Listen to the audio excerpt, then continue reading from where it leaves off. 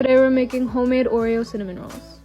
Before we get into the recipe, I want you guys to comment which you prefer, light or heavy frosting. But to begin, you need 1 cup of warm milk, 2.5 teaspoons of yeast, a half a cup of sugar, mix and set aside for 10 minutes. Here I'm adding 4 cups of all-purpose flour, 2 eggs, 1 teaspoon of salt, and a 1/3 cup of room temperature butter unsalted. After your 10 minutes, add your yeast mixture in last and knead your dough for 10 minutes. Add your dough to an oiled bowl, cover and let it rest for 1 hour. For our filling, I crushed up about a half a cup worth of Oreos. Added it to the rest of our ingredients. I'll have the list on the screen for you guys. But after your dough has rested for 1 hour, add it to a floured surface and roll it out. Add your filling, roll it up and cut into pieces. Let them rest for another 30 minutes. Then you want to bake at 350 for about 25 to 30 minutes. The ingredients for the frosting will be on the screen for you guys. Sprinkle with some more crushed Oreos and you're done. Today we're making fluffy churro waffles with homemade chocolate sauce. You want to begin with 2 to 3 cups of all-purpose flour. The amount of flour you add in depends on how dense you want your waffles. I love thick waffles, so I added 3 cups, but if you like more light and airy waffles, I would say 2. A tablespoon of baking powder, 1/4 cup of sugar and a half a teaspoon of salt. In a separate bowl, you want to add 1 3/4 cups of milk, 1/4 cup of vegetable oil, 2 egg yolks, and 1 teaspoon of vanilla extract. You want to add your wet mixture into your dry ingredients. And you want to beat your 2 egg whites until they're nice and fluffy. Add it to your batter and fold it in gently. Now go ahead and make your waffles. You want to melt a half a stick of butter and brush it on both sides. Coat your waffles in cinnamon sugar and serve with your chocolate sauce. I'll have the ingredients on the screen for you guys, but we're done.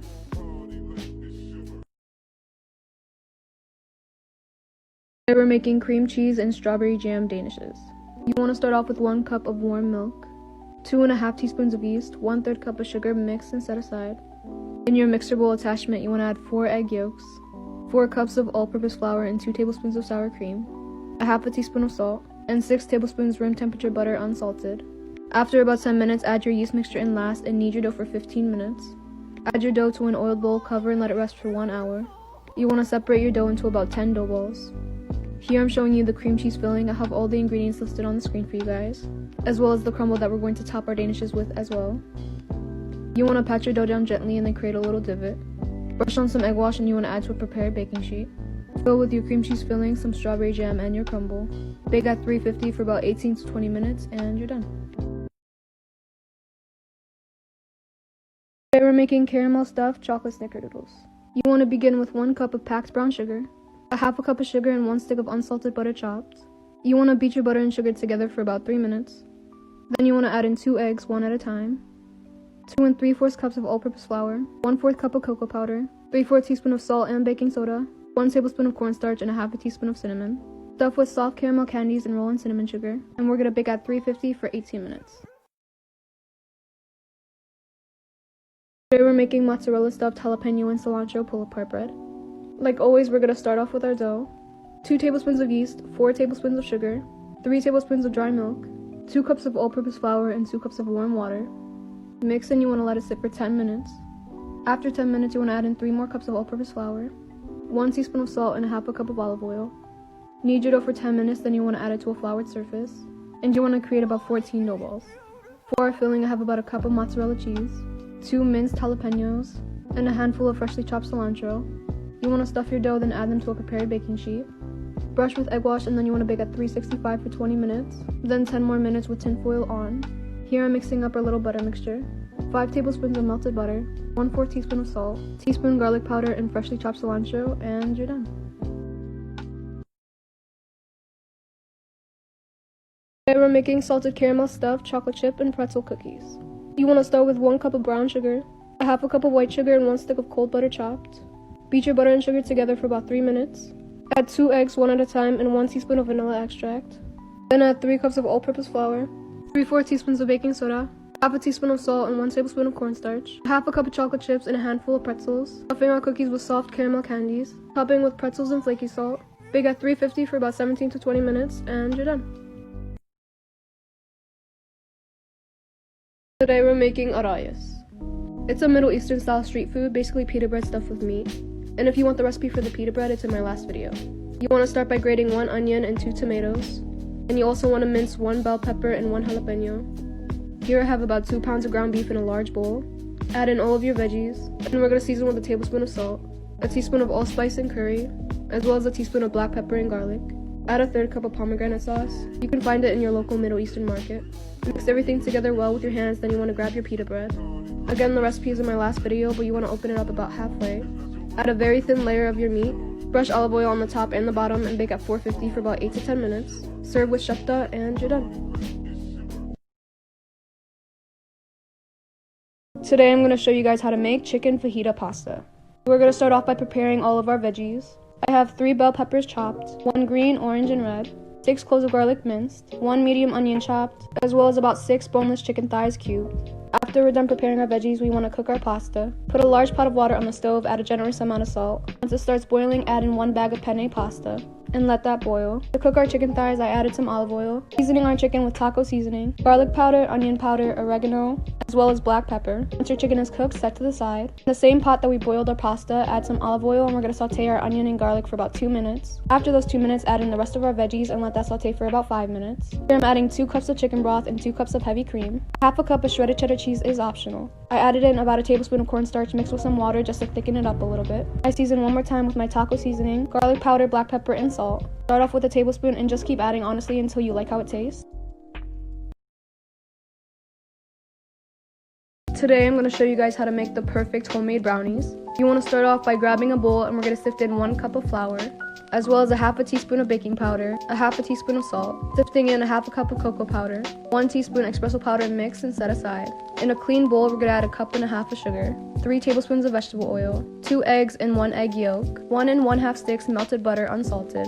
Add your dry ingredients into your wet ingredients and add about a half cup of chocolate chips. Mix everything together, then you're going to prepare a baking sheet with butter. Add your brownie batter and we're going to bake at 350 for about 30 to 40 minutes. If anyone was wondering, the size of my pan is 8 by 11, but after you take them out of the oven, let them cool for 10 minutes and enjoy.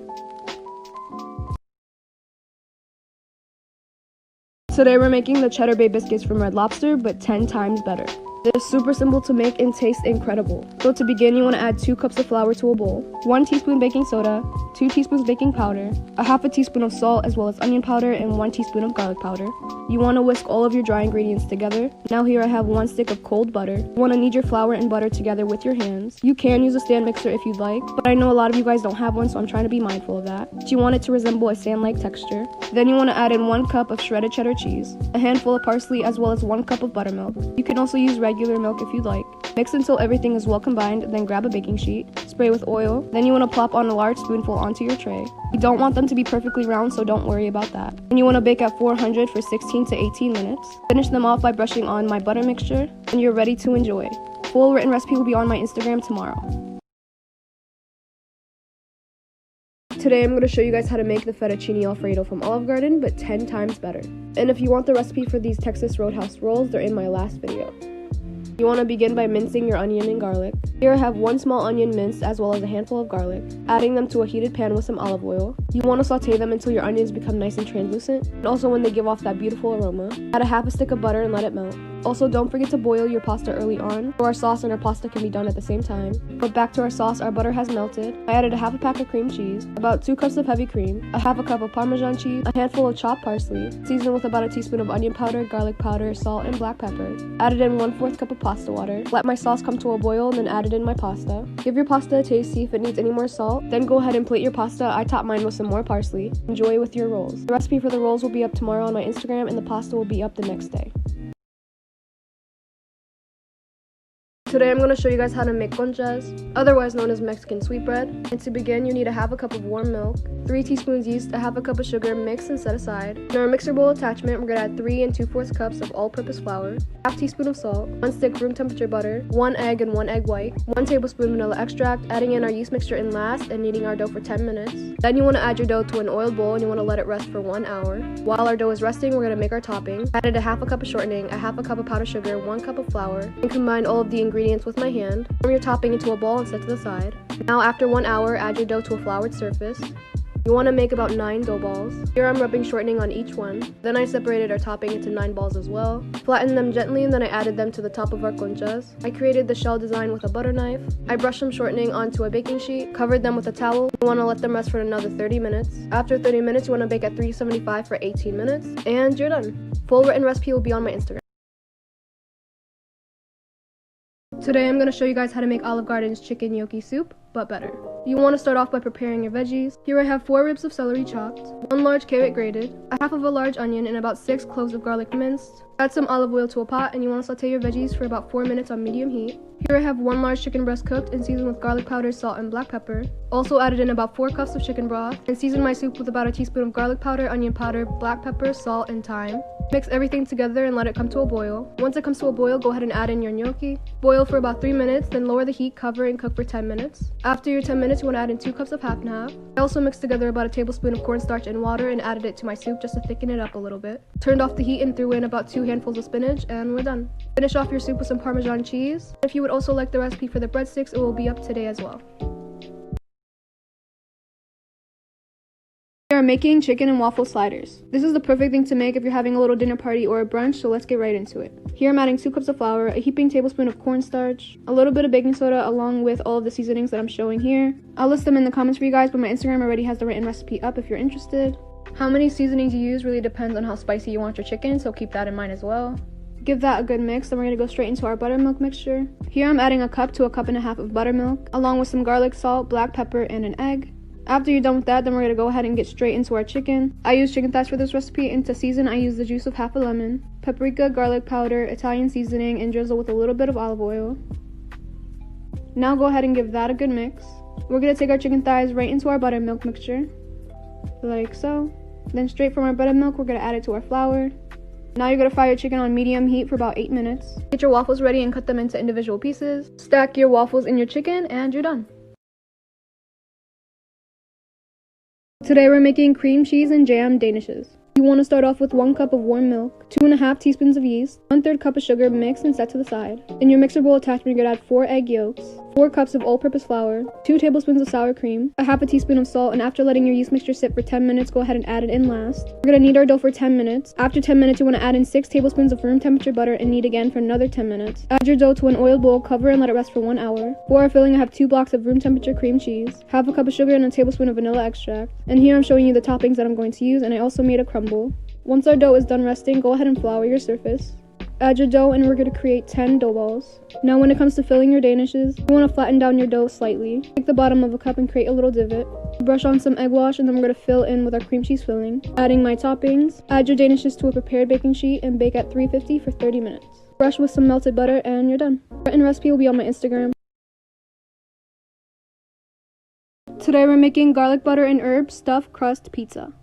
For the dough, we're using the recipe that's in most of my videos, but I went ahead and recorded it for this video as well. You want to start off with 2 cups of warm water, 2 tablespoons of yeast, 3 tablespoons of sugar, 2 cups of flour, cover with a towel and let it rest for 10 minutes. After 10 minutes, you want to add 3 more cups of flour, 3 tablespoons of dry milk. The dry milk is optional, by the way, 1 teaspoon of salt, and 1/3 cup of olive oil. Knead your dough for 10 minutes and it's ready to use.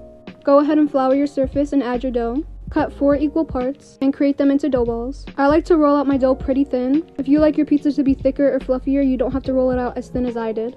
Add your rolled out dough to an oiled pizza pan. You want to leave about 1 inch of your dough hanging over the edge. Add your cheese sticks and cover with the extra inch of dough that we left on the edges. Here I have garlic and butter mixed together, and I'm brushing that all over my dough. Adding a thin layer of sauce, you don't need a lot, as well as some shredded mozzarella. Don't pile on your cheese, you still want to see the sauce coming through. I added garlic and herb seasoning to the crust and baked at 400 for 10 minutes.